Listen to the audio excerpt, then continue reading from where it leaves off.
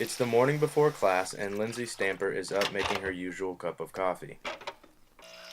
Then she fixes herself a bowl of cereal, and now she's ready to walk to class.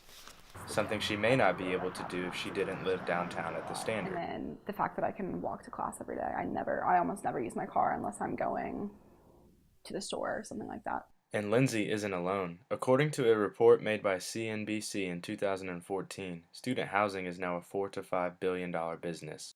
And business is good.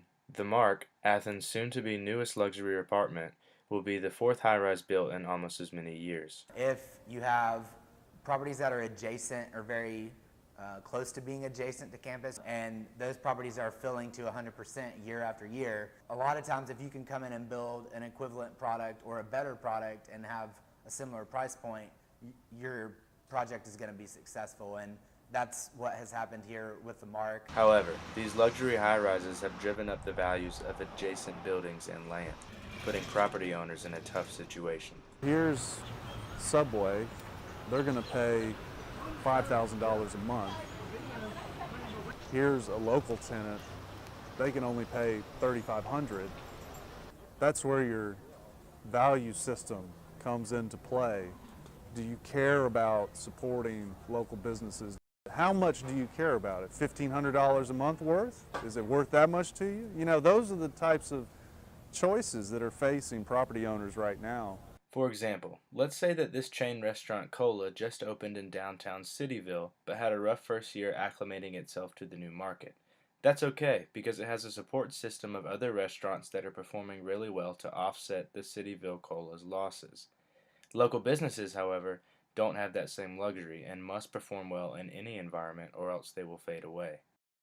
County commissioners have noticed the changing landscape of their city and passed a moratorium on new high-rises earlier this year, but some feel the damage has already been done. I wish that a lot more foresight had gone on ahead of time so that this wouldn't be the way that we have to do it, because I think a lot of us saw this coming and no one really did anything about it.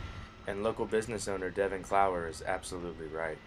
Some of us have been screaming for it years ago. I mean, 5 years ago I was screaming for it. Like literally I was at the podium on the other side asking for this kind of measure.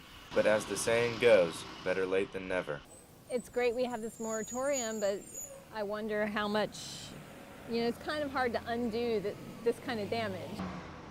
We don't necessarily want to be a corporatized Atlanta dense suburb that just has whatever national or regional chain stores that it has with its relatively wealthy clientele.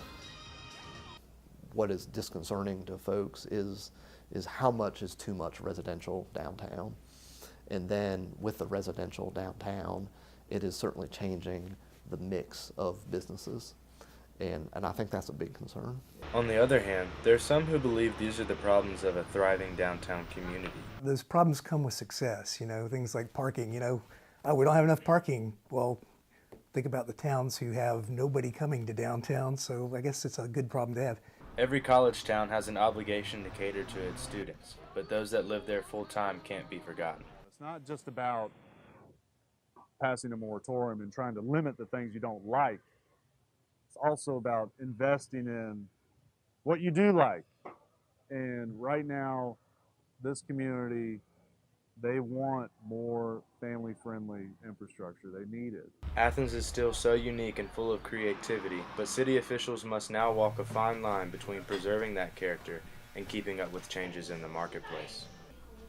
Nathan Taburin, Grady News Source.